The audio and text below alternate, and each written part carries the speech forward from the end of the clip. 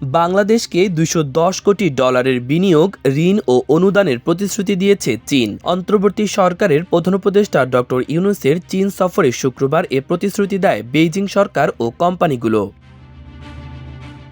ঢাকায় চীনের দূত ইয়াওয়েন এবং বাংলাদেশের কর্মকর্তারা জানান, প্রায় 30টি চীনা কোম্পানি বাংলাদেশের বিশেষ শিল্প অর্থনৈতিক অঞ্চলে $1 বিলিয়ন বিনিয়োগের অঙ্গীকার করেছে।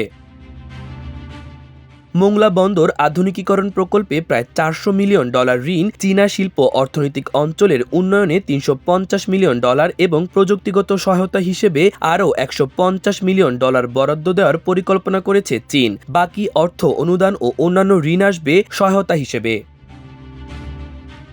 বাংলাদেশ বিনিয়োগ উন্নয়ন কর্তৃপক্ষ এবং বাংলাদেশ অর্থনৈতিক অঞ্চল কর্তৃপক্ষের নির্বাহী চেয়ারম্যান আশিক চৌধুরী বলেন, বাংলাদেশে চীনা বিনিয়োগ বৃদ্ধির নতুন দিগন্ত উন্মোচন করতে পারে এই সফর। দ্বিপাক্ষিক বৈঠকের সময় ডক্টর ইউনূস চীনের প্রেসিডেন্ট শি জিনপিংকে বাংলাদেশে চীনা বেসরকারি কোম্পানিগুলোকে বিনিয়োগের জন্য সবুজ সংকেত দেওয়ার অনুরোধ জানালে বিষয়টি নিশ্চিত করেন চীনের প্রেসিডেন্ট শি জিনপিং।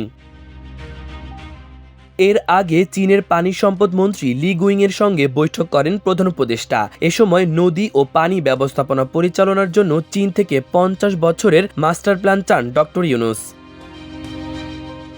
চীন সরকারের আমন্ত্রণে প্রধান উপদেষ্টা 27 থেকে 29 মার্চ বেইজিং সফরে রয়েছেন। সফরে এ পর্যন্ত অর্থনৈতিক এবং কারিগরি সহযোগিতা সংক্রান্ত একটি চুক্তি এবং ক্লাসিক সাহিত্যের অনুবাদ ও প্রকাশনা, সাংস্কৃতিক ঐতিহ্য বিনিময় ও সহযোগিতা, সংবাদ বিনিময়, গণমাধ্যম, ক্রীড়া ও স্বাস্থ্য খাতে 8টি সমঝোতা স্মারক সই করেছে দুই দেশ। মাহবুবুর রহমান ইমন, আমার দেশ।